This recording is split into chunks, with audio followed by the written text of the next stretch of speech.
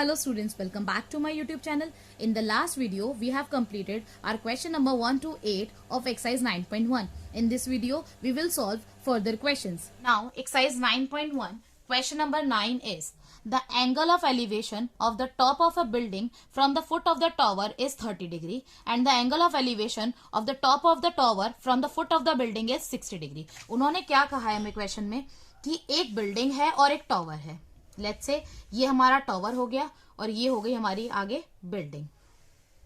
उन्होंने कहा टॉवर के फुट से बिल्डिंग के टॉप तक हमारा जो एंगल ऑफ एलिवेशन बन रहा है वो हमारा कितना बन रहा है 30 डिग्री. ठीक है. दूसरी चीज उन्होंने हमें आगे क्या कही है कि एंगल ऑफ एलिवेशन हमारा टॉवर के टॉप से बिल्डिंग के फुट तक जो बन रहा है वो हमारा कितनी डिग्री का बन रहा है 60 डिग्री. कितना बन रहा है 60 डिग्री. आगे उन्होंने हमें क्या कहा है if the tower is 50 meter high. कह रहे टॉवर की जो हाइट है वो 50 मीटर है. Find the height of the building. कह रहे बिल्डिंग की हाइट आप मुझे बताइए. सबसे पहले नेमिंग कर लेते हैं. अब हमने देखा कि हमें इसमें उन्होंने सिर्फ पीएस दे रखा है और एंगल दे रखे हैं और कुछ नहीं दे रखा. इस फिगर में हमें दो ट्राइंगल दिख रहे हैं. एक दिख रहा है पीक्यूएस और एक दिख रहा है पीक्यूआर. सबसे पहले अब हम इसका सॉल्यूशन कैसे करेंगे वो देखिए. सबसे पहले मैंने लेट कर लिया. Let R Q is equal to H. R Q जो है वो है हमारा एच. हमने लिया in triangle P Q S. P Q S. P Q S के अंदर क्यू के अकॉर्डिंग हमारा परपेंडिकुलर हो जाएगा पी एस और बेस हो जाएगा पी क्यू. अब हमें इसमें परपेंडिकुलर और बेस को ध्यान में रखते हुए फॉर्मूला लगाना है. तो किस में आता है हमारा ये 10 में. तो हमने लगाया 10 60 is equal to P upon में बी. आप चाहें तो 10 की जगह कॉट भी लगा सकते हैं. आंसर सेम ही आएगा. परपेंडिकुलर क्या हो गया हमारा पी एस. बेस हमारा क्या हो गया पी क्यू. 1060 की वैल्यू हम निकालेंगे टेबल से जो कि है √3. पी एस की वैल्यू है हमारी 50 अपॉन में पी क्यू हमें नहीं पता √3. अब हमने करा इसे क्रॉस मल्टीप्लाई. पी क्यू को जब √3 से किया तो क्या आया हमारा √3 P Q is equal to 50. √3 इधर मल्टीप्लाई में तो इक्वल टू के दूसरी साइड जाके क्या आ जाएगा डिवाइड. अब हमें करना पड़ेगा रैशनलाइज क्योंकि नीचे हम स्क्वायर रूट में नहीं छोड़ सकते हैं. तो ये हो गया हमारा 50 √3 अपॉन में √3 को √3 से क्या तो 3. ठीक है. ये आ गई हमारी पी क्यू की वैल्यू. हमारी पी क्यू की वैल्यू क्या आ गई 50 √3 अपॉन में 3. अब हम बात करते हैं दूसरे ट्राइंगल की. दूसरा ट्राइंगल हमारा क्या है पी क्यू आर. तो हमने लिखा in triangle P Q R. इसमें एंगल पी के अकॉर्डिंग परपेंडिकुलर क्या हो जाएगा हमारा उसकी opposite side R Q. Base हमारा रहेगा पी क्यू. से परपेंडिकुलर और बेस को ध्यान में रखते हुए फॉर्मूला क्या लगेगा हमारा 10. आप चाहे 10 लगाओ या कॉट बात एक ही है. हमने लगाया 10 30 is equal to P upon में बी. 10 30 की वैल्यू टेबल से निकालेंगे जो कि है हमारी 1 अपॉन में √3. परपेंडिकुलर हमारा क्या हो जाएगा यहाँ पे आर क्यू. तो हमने लिखा आर क्यू. बेस हमारा क्या हो जाएगा पी क्यू. हमने लिखा पी क्यू. अब कर लेते हैं क्रॉस मल्टीप्लाई. क्रॉस मल्टीप्लाई जब हमने किया √3 को आर क्यू से किया तो क्या आया हमारा √3 आर क्यू. जब हमने पी क्यू को 1 से किया तो वो हमारा क्या आ गया पी क्यू. ठीक है. पी क्यू की वैल्यू अभी हमने निकाली थी 50 √3 अपॉन में 3. तो पी क्यू की जगह हम पुट कर देंगे 50 √3 अपॉन में 3. चाहे तो आप इसमें मेंशन कर सकते हो साइड में कि हमने वैल्यू कैसे ली कहां से ली है. आप ऐसे मेंशन कर सकते हो because P Q is equal to 50 √3 upon में 3. ठीक है.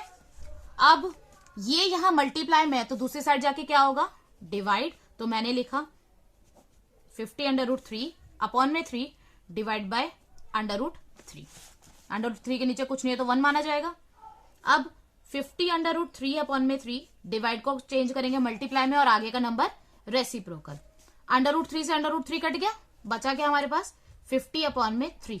जब हमने 50 अपॉन में 3 को डिवाइड किया तो ये हमारा क्या आ गया 3 1 3 23 6 18 और 2 अपॉन में 3 16 2/3 हमारा क्या आ गया आंसर. तो हमने कहा height of building is equal to height of building is 16 2/3 meter. Now question number 10 is the two poles of equal heights are standing opposite each other on the either side of the road which is 80 meter wide.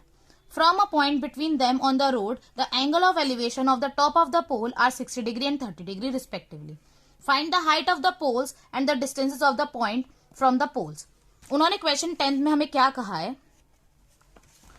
उन्होंने कहा है एक 80 metre चौड़ा road है. उन्होंने कहा एक 80 metre चौड़ा रोड है. उस रोड के दोनों साइड दो इक्वल हाइट के पोल खड़े हुए हैं. दो इक्वल हाइट के पोल्स खड़े हुए हैं और इस रोड के बीच में एक पॉइंट है जहां से एंगल ऑफ एलिवेशन जो है दोनों पोल की तरफ वो क्या बन रहे हैं? 60 डिग्री और 30 डिग्री. 60 डिग्री और 30 डिग्री.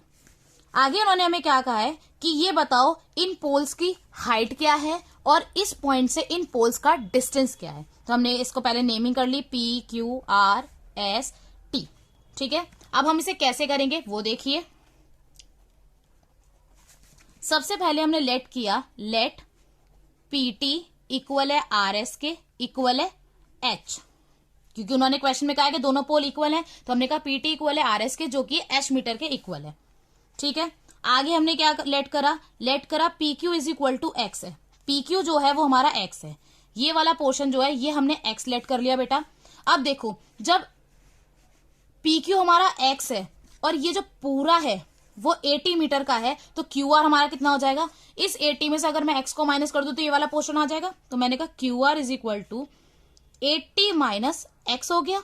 अब हमने लिया in triangle PQT. PQT. PQT triangle के अंदर एंगल Q के अकॉर्डिंग ये परपेंडिकुलर हो जाएगा और ये हो जाएगा बेस. परपेंडिकुलर और बेस के अकॉर्डिंग हम फॉर्मूला क्या लगाएंगे? tan 60 is equal to P upon में B. tan 60 की वैल्यू टेबल से निकालेंगे, √3. P हो जाएगा हमारा PT, बेस क्या हो गया? PQ. परपेंडिकुलर उन्होंने हमें नहीं दे रखा, हमने H माना हुआ है.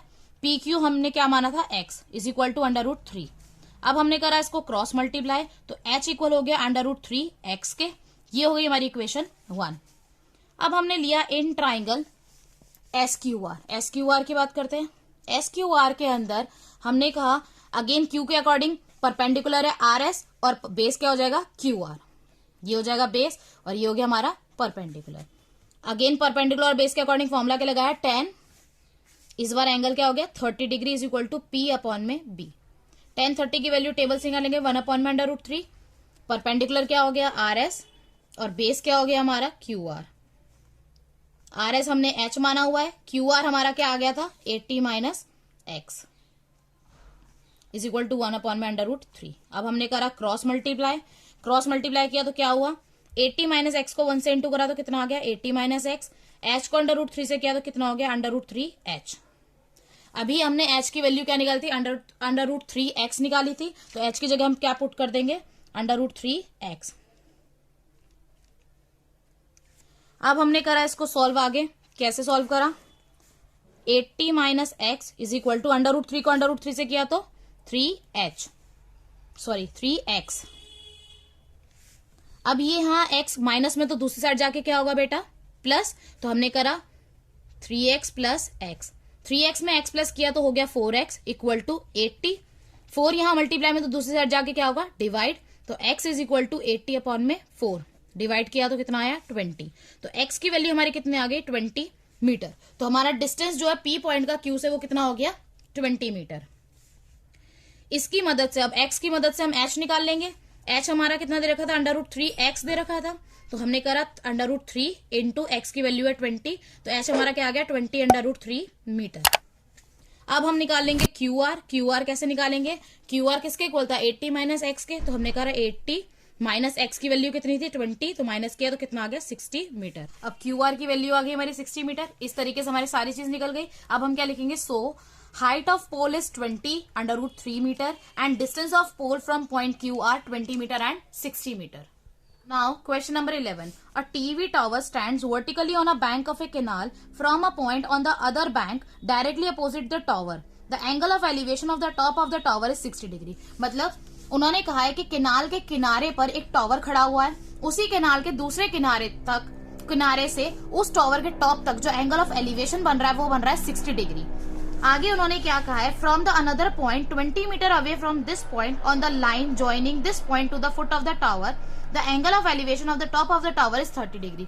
कह रहे इस पॉइंट से 20 मीटर आगे जाकर दूसरे पॉइंट, जो दूसरा पॉइंट आ रहा है उस पॉइंट से हमारा जो एंगल ऑफ एलिवेशन बन रहा है टॉप तक, वो बन रहा है हमारा 30 डिग्री।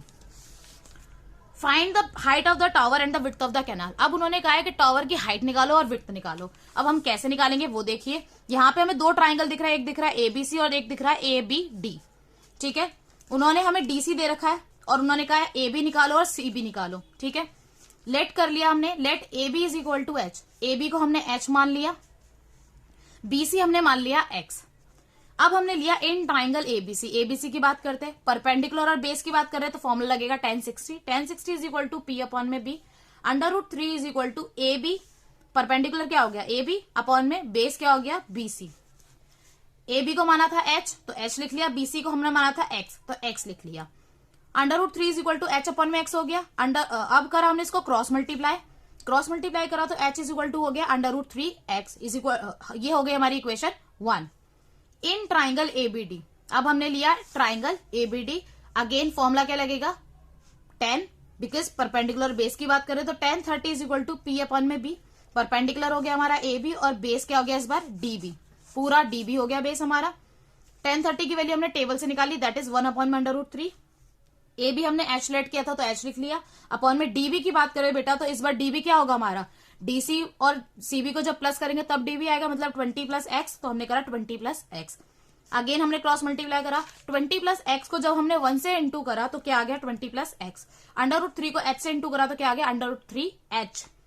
अब हमने आगे सॉल्व करा तो क्या हुआ 20 plus X is equal to √3 into H की वैल्यू क्या थी √3 एक्स। ठीक है, अब नेक्स्ट यहाँ पे हम चाहे तो मेंशन कर सकते हैं बिकॉज फ्रॉम फर्स्ट। अब हमने लिया 20 plus X is equal to 3, √3 को √3 से किया तो 3x हो गया। x 20 प्लस एक्स, मतलब x इधर की तरफ प्लस में तो दूसरी साइड क्या हो जाएगा माइनस, तो 20 is equal to 3x minus एक्स। 3x में से x गया तो कितना बचा 2x इज इक्वल टू 20। अब यहाँ पे 2 जो है वो मल्टीप्लाई में तो दूसरी साइड जाके क्या हो जाएगा डिवाइड, तो x is equal to 20 upon में 2 दैट इज 10 मीटर। तो x की वैल्यू क्या आ गई हमारी 10 मीटर, मतलब विड्थ ऑफ कैनाल तो हमारी आ गई। अब हाइट कैसे निकालेंगे, हाइट इक्वल है हमारी √3 एक्स के, तो हमने करा height is equal to √3 X. √3 into X की वैल्यू क्या आई थी हमारी 10, तो हमने इंटू करा तो कितना है 10 √3। सो हमने लिखा so height of tower is 10 √3 and the width of canal is 10 metre.